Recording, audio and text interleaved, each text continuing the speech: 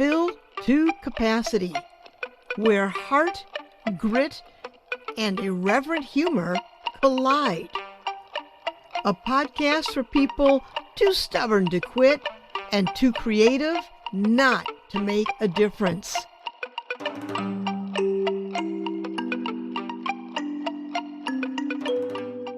Hi, I'm Pat Benincasa, and welcome to Fill to Capacity. Today, episode number 79, From Firefighting to Forests, a Wild Woodland Journey. My guest is Brian Huberty. Now, talk about interesting background. He is a forestry expert with a passion for cutting-edge technology. Yeah, he has his degrees in forestry from University of Minnesota. His career spans firefighting, mapping the Black Forest in Germany, and pioneering digital mapping systems. From the Minnesota Department of Natural Resources to the U.S. Fish and Wildlife Service, Brian has led groundbreaking projects in remote sensing, GIS, and wetland mapping. By the way, GIS stands for Geographic Information System. It's a framework for gathering, managing, and analyzing spatial and geographic data. Now, as president of the Minnesota Forestry Association, MFA, he's driving innovation with the TimberView Woodland Mapping System. Oh, and I didn't mention his German Shepherd rescue named Pixel, who is at his side right now. Well, welcome, Brian. We have lots to talk about. Good morning. How are you? I'm good. I want to start with, what is remote sensing? Hey, listeners, before Brian answers this question about remote sensing, I want to clarify that remote sensing is not remote viewing. You know, sort of like spy versus spy.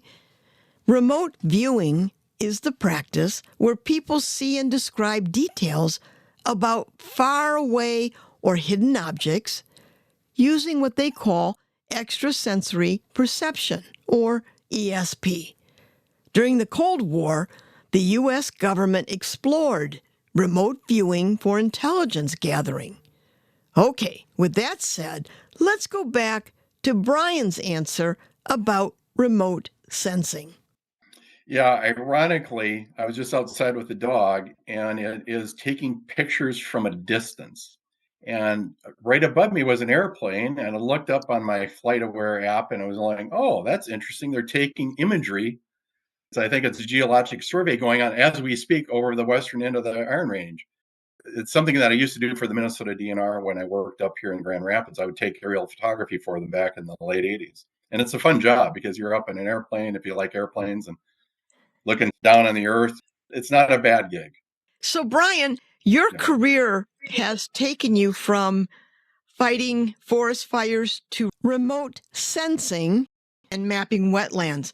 What inspired you to pursue such a diverse range of roles in forestry and remote sensing? What drives you? Well, I think what drove me is thinking about it. I was a Boy Scout at one time, and our Boy Scout leader was the former naturalist of the Itasca State Park, and he taught at the Wilmer Community College at the time, but he also, during Scouts, he actually showed me a color infrared aerial photograph. And I looked at it and going, what the heck is this? And I think that was the start of, I had an interest in forestry at the time, and natural resources, agriculture, wetlands, and so forth. So that really probably was what triggered it. And luckily, I had a very good aerial photo interpretation instructor. His name was Dr. Merle Meyer. He learned his craft in World War II in China, of all places. He was a bomb damage assessment and did weather for him. And he came back and got his PhD and taught at the University of Minnesota. And that's where I sort of learned old school how to take aerial photographs with film, in the film days. Yeah.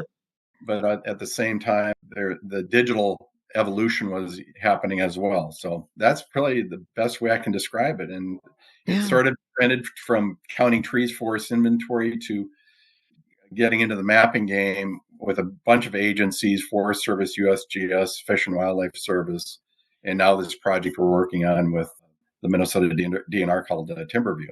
DNR stands for Department of Natural Resources. And what is Timberview? What's going on with that? Well, basically, the idea is how to better collaborate with neighbors through a map. And the challenge for woodland owners across the state, as well as the country, is they don't even know who their neighbors are and what they're up to because they're dealing with crops that can span a century. So the idea is to sort of work with not only our neighbors, but also and then it could be the Forest Service, it could be tribes, it could be DNR land, it could be county land, it could be another private landowner. Just get them connected to say, here's your point of contact. You might have an action you want to harvest or 10 acres on your land, but it's not enough. Maybe your neighbor's going to do something similar. So we're hoping to get people to think about the forest type instead of their ownership, manage the forest for how it should be. And our forests, even though that we call them crops at times, they're very complex, and they do vary from conifers to aspen forest, oak forest, and also mixed forest, variety of types, I should say, forest types. Well, it sounds like Timberview goes from micro to macro, that instead of individual plots, you're mapping a larger connection. Well, what we're really doing is the DNR is doing the heavy lifting on the mapping, and we'll be tapping into that, but we're using the map as sort of a interface, as sort of a collaboration tool. But it's also a secure tool because people get a little bit paranoid, but it's going to be on a back end where you'd have to log in to see it. But it's going to be very similar to call before you dig. If you call Gopher State 1 call and you want to dig a hole in your backyard, it's the same process as the Gopher State 1 people have to contact the utility companies, the cable companies, the sewer people to figure out what is buried in your landscape. Well, it's sort of the same thing with us as we need to contact who our neighbors are in terms of state forests and what do you got, but also keep it on a secure end because there are companies that want to keep this private more or less, but it will just be limited to an area near the neighbors. Okay. And it's going to be all voluntary. It's not regulatory or anything. Okay. Hey, when Brian is talking about digging on your property and calling a utility company like Gopher One, they come and tell you if there are sewers, gas lines, whatever. You just can't get your shovel and start digging. So you have to be kind of careful. And that's what he was referencing. You've been at the forefront of remote sensing and GIS in forestry. How have these technologies transformed forest management over the years? In some cases, it's been very innovative, but also it's been very slow because, believe it or not, in the film days, the film cameras, even to this day, have better resolution than the digital camera systems in terms of coverage. And actually, the listeners can't see it. Pat can see what's behind me, but there's a photograph of my back wall, and it was a classified system back in 1986 where you'd see 4-inch wide parking lot lines. It was a program called Hexagon. And one of my good friends was part of that, large program for the Defense Department. That's where the innovation really came from. How do you get high resolution imagery on a global basis, but also get it down to the masses? In other words, the foresters, the individual landowners, and so forth. And that's truly has been the revolution is digital imagery, whether it's an airborne platform, like an airplane we talked about, or a drone, or in space. You can literally get a picture anywhere on the planet today, every day, if you wanted it, through some of the different companies that are out there. So we're more conscious about our landscape, our planet for that matter, how it's changing. And, obviously on the defense side, people want to, make sure that there's no bad actors going on. But at the same time, it's also been a revolutionary from the standpoint that we can see dynamically what's changing every day, every minute, almost every hour, versus waiting for an aerial photograph to get developed and delivered to you within a year, which might only happen every 10 years. There's been a lot of good stuff, but even today, it's still a challenge to produce a good forest inventory map, meaning, can I see the species, the height of the tree, and the density of the trees in my backyard?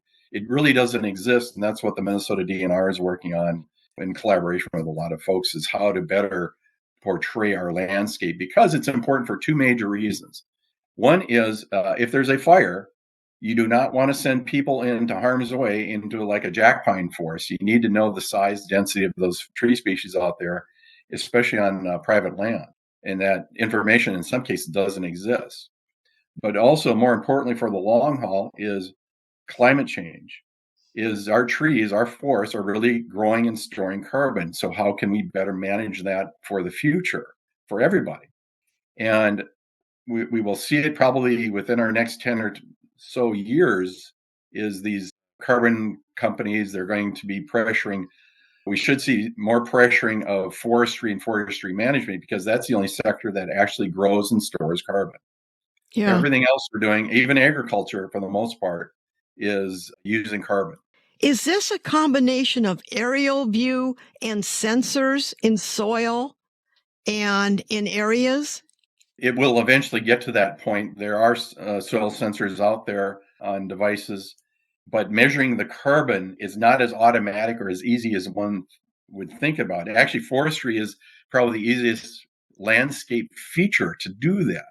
But wetlands is another one, but that's a whole nother issue. It's muddy and water goes up and down, and it's a little bit more complex. But forestry is measurable. Even if you harvest a forest, you're actually storing more carbon, because the usually the forest products go into things like houses, and the houses may last for 200 years. And that's a concept that's sort of foreign to a lot of people. Now, we're just not promoting we're going to go slick all of our forests off like we did 100 years ago.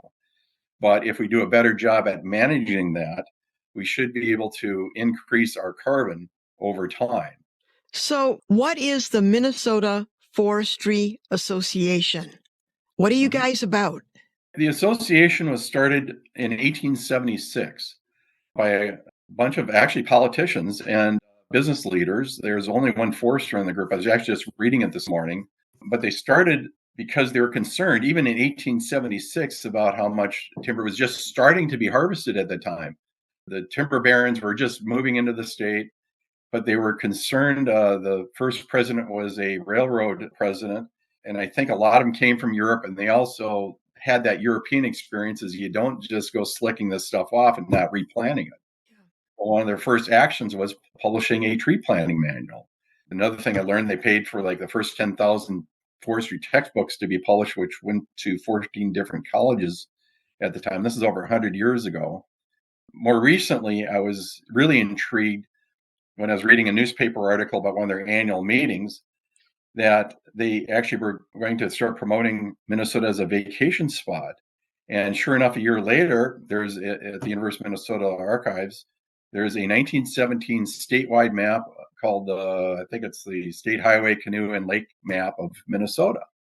And it was probably published to help promote tourism in the state. So the organization was very fundamental. It was really the only organization for forestry, but they helped push for state and federal programs at the time. And then it sort of wilted from the 30s to World War II. And then the 70s, it sort of was reinvigorated to help the private woodland landowners, which there's over 200,000 of them. There's twice as many woodland owners as there are farmers in the state. That sector of private woodland owners are very well intentioned, and they do the best they can, but they do need help to manage their forest, because it's quite complex. It's not as easy as managing a farm. I noticed that on your website, you talk about education and advocacy to promote stewardship, and you refer to family forest ownership. And I was kind of surprised by that. Can you tell us, how prevalent is family forest ownership in Minnesota, and for that matter, worldwide? Oh, God, worldwide? Well, Minnesota, I can tell you that the Minnesota private forest is larger than the state, larger than the forest. Oh, yes, in terms of that pie chart that you might visualize. But the private forest landowners own more land than the state or the feds, Forest Service. I'm former federal, so I always say the Fed, so I apologize to the folks there. So in other countries, it will vary. Like in Canada, you have crown lands, and I'm really not up to speed on some of that. In Europe, Finland's a perfect example. It's like 70% is private woodlands. Yeah, at our annual meeting here in September, it's called the Polaris meeting. We're actually having a panel session of three people who just returned from Finland on a forestry tour. John Ryla, Vandy Johnson, and Ida Rikavina, who's the IRRB commissioner. And they're going to tell us about their experiences of what Finland forestry is. How do they engage the woodland owners? How do they provide the incentives? Because they're much more actively managed in Finland than we are here in the United States. I think it's a different mindset, but there also may be other incentives going on. In getting ready for this podcast, I have to admit, for the last 2 weeks, I have been reading about the life of forests, meaning, I'm in it. So, meaning ecosystem. So, listeners, a forest ecosystem is like a busy neighborhood where trees, plants, animals, and tiny organisms all live and interact with their surroundings, such as soil, water, and weather. It's a balanced system where plants make food from sunlight, dead plants and animals break down to nourish the soil, and different species depend on each other for survival. Forests offer crucial benefits like housing diverse wildlife, cleaning the air by storing carbon, regulating water supplies, and preventing soil erosion. To keep these benefits, we need to manage and protect forests wisely. So how does the Minnesota Forestry Association support the balance and health of forest ecosystems? Probably the best thing that we do is we have a thing called Call Before You Cut. It's where we go visit with landowners to sort of see what's happening on their land for like a half a day, or for like an hour or two. And the whole idea is to see what the major problems are, but also to help educate the woodland landowners to get engaged with like a consulting forester and start learning how to better manage their lands holistically. And what I recommend to anybody is take like a basic ecology course, because that's the fundamentals of like prairie systems or forestry systems. They're very complex, but once you understand that, you understand some of the dilemmas like some of my colleagues from college are dealing with right now with sugar beet issues, that they have resistance to herbicides. In other words, the weeds are developing resistance to herbicides. Well, that's just a fundamental rule of ecology. Is in monocultures, that's like our farms, plants will adapt. But in more native or more competitive systems like we have in forests or prairies, there is always this interaction going on. So the health is much healthier. The health of the forest, health of the prairie systems, they're much more resilient to drought. They're much more resilient to disease. So they can sustain themselves over time. And there are some very good farmers, ranchers that I know that adopt some of these practices, and they do quite well. And even on the forestry side, it's not like up here where planting rows of forests. It's mostly native regeneration after harvest in the aspens, for example. We are learning on how to work with nature much better than trying to use the past mindset of, we got to clear cut everything and plant a bunch of trees. There's an American expression, let's talk about the elephant in the room. And that means when you want to talk about the elephant in the room, there's something so obvious and huge to talk about. So no matter where we live, we are experiencing dramatic weather changes. How is climate change affecting forests here in Minnesota and again, worldwide? What are we seeing here, Brian? Well, at least locally, especially after this year, here up in northern Minnesota, nobody's ever seen a snowless winter like we had here in this region. It was not just here, it was Ontario, neighboring states, and so forth. And then it flipped into a monsoon season in May and June. And the mosquitoes are nice and hungry out there here in Minnesota. I thought we were going to have like California. I thought we were going to see forests and towns burn up this year, but that's luckily did not happen. But it will happen in time. It's just a matter of when. But on a global basis, I've been watching this over the decades of how some of the coarser resolution satellites called Landsat have been looking at land cover change, and like in the Amazon or Indonesia and so forth.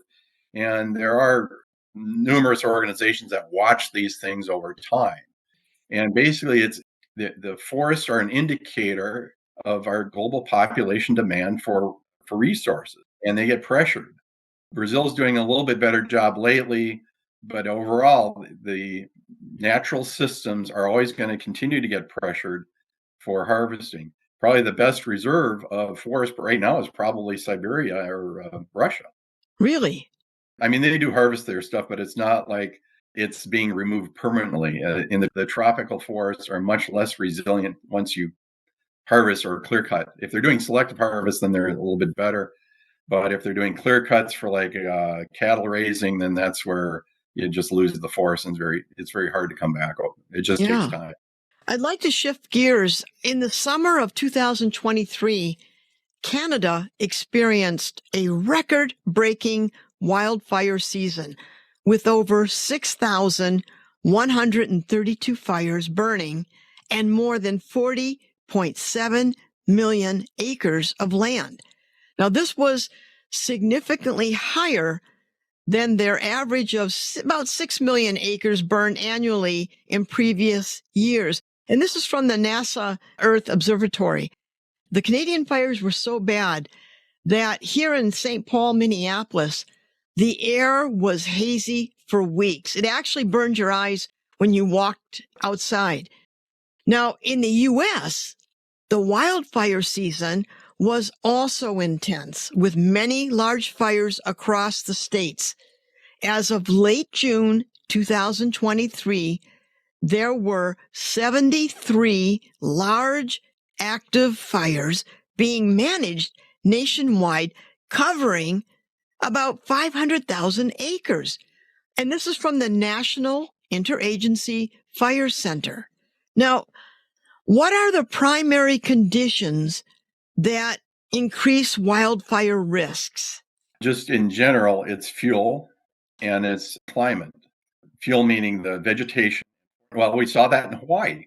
That was in the Lahaina, a relatively small fire, but they had some sort of grass. I've never been there, but it just dried out, and wind came along, and a spark started somewhere and just rolled right through the town. And we've seen this for decades, where some of their more deadly fires are not that large, but they just get into these forest systems and they just roll up the hill. That's why it's sort of ironic. We're working on this forest inventory map for Minnesota. Part of my back of the brain is for from a fire standpoint, is because in order to understand and fight these things, you have to understand where the fuels are. There is not a forest inventory map that is detailed enough in the United States. I'm surprised by that. Oh, yeah. There are maps. The Forest Service has them. The state DNRs have them. The industry folks have theirs. But when it gets into private woodlands, to be able to show, and I want to be very clear about this, about the forest species size and density, that's what's critical about understanding that vegetation makeup. And it's somewhat difficult to do, and yet we're working on it here. But again, that light bulb has not gone on in Washington or in St. Paul, that we have to do this on a regular basis, because guess what? Trees grow. Excuse me. I want to ask, so if you're looking at primarily a birch and poplar forest, are you suggesting that a jack pine forest will burn differently than a birch and poplar? Oh, God, yes. Oh, yes. Jack pine they exist because of fire. A good friend of mine from the Forest Service used to call the aspen hardwoods like asbestos forests. They just don't burn that often. But jack pines are usually in dry, sandy soils, and they just tend to dry out, and then a fire comes through, and then they get regenerated over time. So again, it's a variable landscape that we have to think about and be able to put our resources near where those occurrences are. And actually, the Forest Service and the DNRs have been doing that quite well. The ground resources like fire, where they put people and so forth, it is strategically placed. And that dates back to the 1990s, when they started looking at all these landscapes and how do we sort of prepare for the future. If we just jump forward into the future based on these inventories, could we possibly see a time when a fire breaks out in some region, they pull up that data and information? This is a forest primarily of pine and this and that. They'll know how to address the fire. Is that what you're saying? They'll be able to address it much better as far as what they understand in terms of the landscape. Right now, they just throw people out and around and try and, tamp it down. But I think in time they'll get these models figured out. They'll have better systems to identify where the fire fronts are, which actually, this may surprise you, that the Forest Service only has a couple airplanes that does this nationally. Well, they don't move that fast on average, but you would think in this increasing fire frequency, we'd have more resources like that. The state of Colorado has invested in those aircraft, but here in Minnesota, they have, I think, something through the state patrol helicopter that they throw up at times. But in general, we talked about this decades ago, is in reality, every region should have these aerial resources to be able to be responsive in any of these events, because if they get going and they get going fast, it's not good. It strikes me that in the United States, each state has what's called a National Guard. It's a local Army unit based in each state. This seems like it'd be something where a state could partner with National Guard to use their airplanes. They're already in the system. They get tasked when it gets to be a certain level of a fire emergency. Generally, the DNRs and the Forest Service, they have contractors with tankers, like Colson Aviation out of British Columbia is a big one. And then there's air tractors with floats that actually made in St. Paul. But once it gets to a level where the resources are just getting stretched, then they can go pull in not only the National Guard, but also the U.S. Army. So there is that connection. Okay, so I'm kind of curious. The Minnesota Forestry Association advocates for responsible forest stewardship, state and local levels. What kind of advocacy do you guys do? Like, are you at the state capitol? How do you reach out to movers and shakers and people in a position to make a difference?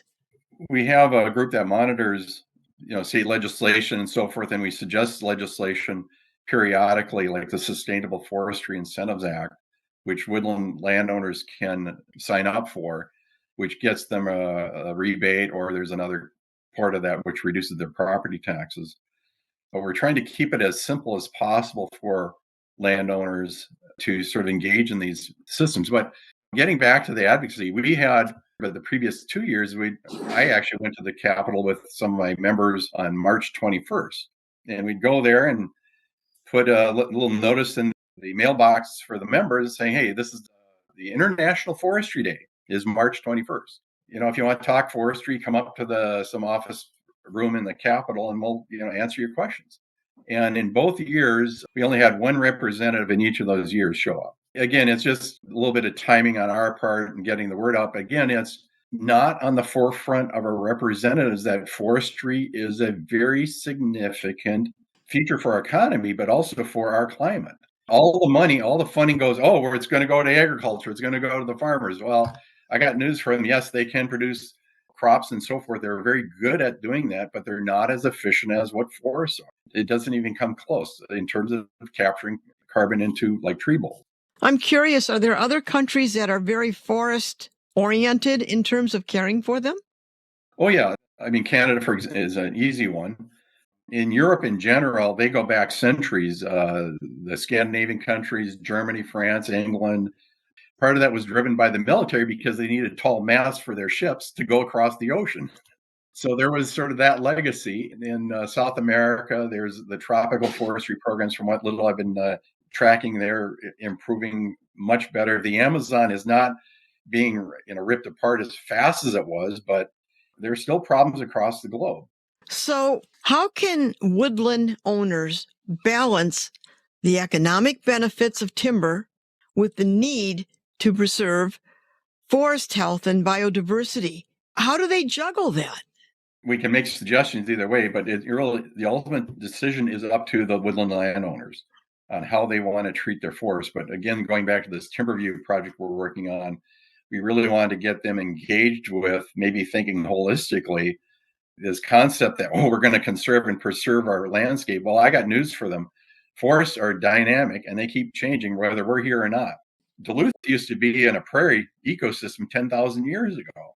Yeah, Duluth. You go to Duluth and you think, there's a prairie here? Yes, 10,000 years ago. That was after the glaciation and prairie fires came through. And over time, nature adapted. And we just need to get people thinking about not only their forests, but also who their neighbors are and how we can better work together to manage these ecotypes. In some cases, We've had landowners say, well, I want to harvest this, and we tell them no. Yeah. It's not a good thing to do. And in other cases, like they may be against harvesting, and we say, after we're done with them, showing them what can be done, then they say, oh yeah, maybe I do need to harvest this section. Again, it depends on what's in your backyard or in your woodland and how to best maintain it for not only current generations, but also for future generations.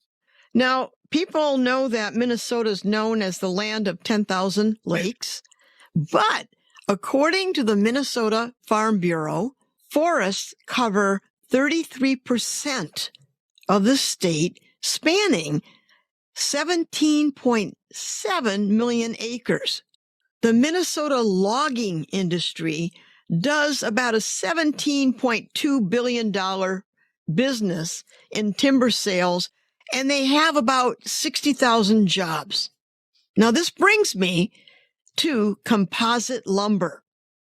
Composite lumber mixes wood fibers and plastic to create a durable, low-maintenance plank that mimics real wood. And they do it by using waste materials like sawdust and wood chips mixed with high-density polyethylene or PVC, polyvinyl chloride.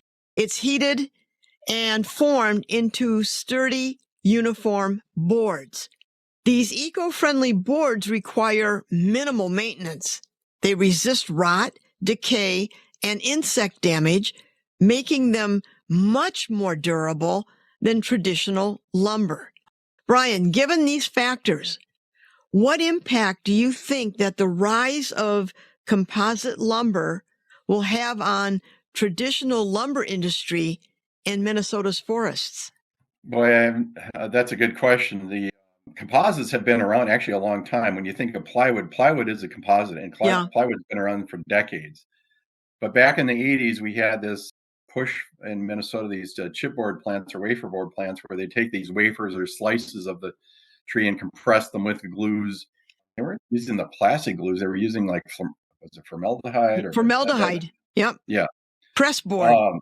I know what's going to pressure the industry is how to be also more sustainable in terms of those entire processes. And I think I was just reading where they're trying to use lignin, which is usually removed paper making process, to somehow take advantage of that and use it in some other wood product. I can't remember what it is.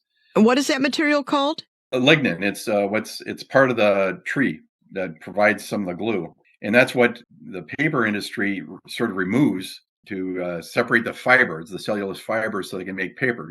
Like for you as artists that may be painting a watercolor, that's how your paper is made. Yeah. It's how do we get to that sustainable system? Even artists. I just learned this the other day. There's a University of Minnesota professor by the name of Darren Hauser who teaches sustainable art.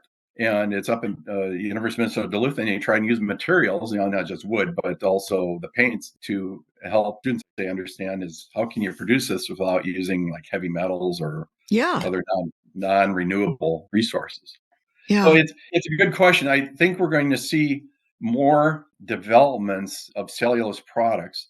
I mean, the thing that's intrigued me the most is Potlatch, which is formerly Potlatch, it's Sappi now, out of Cloquet, Minnesota. It's a big paper mill. Is a fair portion of their pulp goes into making clothing. Yeah, I didn't realize it was that large in the market.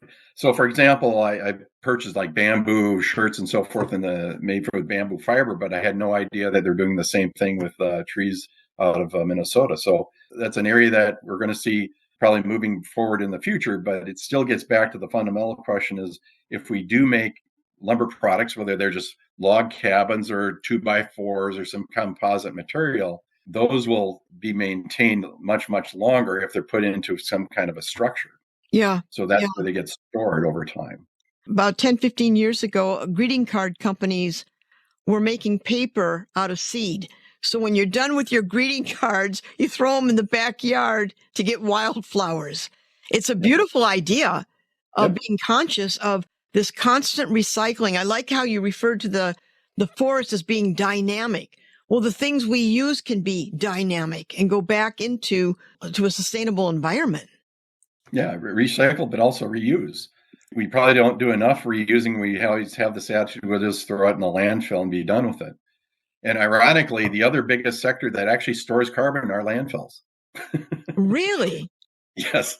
I mean, it's a sliver. It's well, at least here in Minnesota, there's a graphic and send you later, but it's basically forestry is the largest sector. There's a little bit of landfill, and everybody else is, transportation, farming, and so forth is using carbon. So, what do you see as the future of forestry in Minnesota, especially in light of climate change and the increasing environmental challenges? There should be a growth curve, and it's not happening as fast as I thought, but I think it's a matter of society and realizing this is an important resource we got to better manage. And I think we'll see much more intensive, or let's call it active management across the state into the future. But what's also going to be pressuring us, unless there's some change, is what's called sustainable aviation fuels. Like I'm a pilot, and we have to use like gasoline to fly our airplanes around, and the jets have to use what's called jet fuel. Well, I can tell you that the battery technology and hydrogen technology is not going to allow us to, fly in airliners across the pond over to like Europe. So there is a pressure called sustainable aviation fuels to develop that into the future. And basically, it's producing jet fuel from like biomass of some sort. And of Mhm. course, the corn farmers are going to push for more of that. But the systems that produce the most carbon are forests. But how do you convert that forest to a fuel is still a lot of work has to be done. But that's where the potential is to get the most bang for the buck. That could have some pressure on us, maybe in a decade or so from now, maybe 2 decades. But there is like sustainable aviation fuel credits already being pushed actually by the state of Minnesota and others. That's going to have an impact. As you pointed out, these composite wood-based systems are going to be there. But at the same time, we're going to also have to come up with a better or long-term plan of how do we still produce these things, but also maintain our forest ecosystems across Yes. the state, across the region. And yes, we do have plans scattered around between the state and federal and so forth, but really we have a bunch of silos and we got to get these silos to sort of work better together. Yeah. So, Brian, with your incredible background and all those amazing skills, I like how you just say, oh, yeah, and by the way, I'm a pilot, and then you carry on. So, with all your amazing skills, how do you see yourself steering the ship at the Minnesota Forestry Association? Part of our challenges is most of our members are retired, and we're sort of in the old analog school. We still send out a printed newsletter, and we have a great newsletter staff that does that. That's actually where most of our expense goes. But it's really this communication tool and getting enough people and resources volunteering to actually do some of the heavy lifting. And there's a few of us on the board that are, actively doing our best to do this. We don't have a full-time staff. Nobody's paid other than the newsletter people and our website manager. Thankfully, we have one of the better websites out there, thanks to Marissa. That's it. It's all just donations. And actually, we're basically living off of a former artist donation to MFA. Her name was Julia Marshall out of Duluth. Back in the 90s, she died and she's nearly 100 years old. Oh, how do we move Yeah. forward in the future is it's really going to be communication and collaboration. We have to be able to get beyond our stovepipes, not just MFA, it's working with the soil and water conservation districts, the DNR. How do we have this cohesive voice that gets down to the local level? It has to be led by people, and Yeah. people have to get out and bring their neighbors out there and say, this is how you do this, and this is what you want to look out for. We just can't do it all ourselves. We have to No. find the professionals out there. And then we have a great bunch of consulting foresters across the state, 50, 60 there's more than that across the state, but they're running around from each landowner to landowner and helping them deal with problems like prescribed fires, harvests, maybe putting in some practice that helps enhance their forest for some particular bird or wildlife. The challenge is how to get people engaged and how they can be collaborative with their neighbors, and hence why we're working on this timber view application.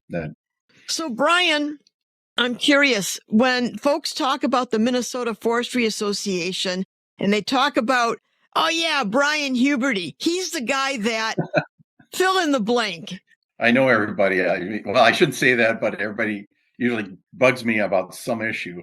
I mean, this has been going on for 20 years, and part of the reason is that this employment history I had it was not by design by me. It's just the way the forest natural resources job market was at the time.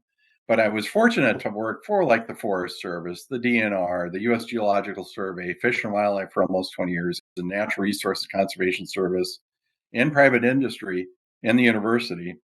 So I've been sort of around the block in terms Yeah. of how do we look at our landscape not only at a local level, but also on a global level. And one of my last projects that I worked with that was funded by the Great Lakes Restoration Initiative is we got the Canadians on board and we mapped the entire Great Lakes Basin using both commercial satellite and radar imagery from the Canadians with a university and a group called Shared Geo collaboration that had never been done at that scale, at that resolution ever. Well, part of the reason we were able to do it was we got some great help to get access to a supercomputer through the Polar Geospatial Center. That was Paul Moran, and Jennifer Corcoran did the RFP bid to get the dollars from the Forest Service to actually dive into it. But it was a very unique collaboration crossing an international border with Canada. And it was just because of personal contacts, we were able to do this great demonstration project with the Great Lakes. And it was not to show forest, but it was actually to help map wetlands. And Yeah. we're using the height measurement of forested wetlands from shrub wetlands down to emergent wetlands to figure out, hey, there might be a better way to do that. So again, it just takes a little bit of time, expertise, and resource and collaboration. What an outstanding achievement. Brian, thank you so much for sharing your incredible journey and insights with us today. And it's exciting to hear about people, communities, organizations, and countries working together to care for and sustain forests for future generations. Thanks again for joining us. No problem. Thanks, Pat, and thanks for all your listeners for listening in. Hey, listeners, that's you. Thanks for joining us today. Bye.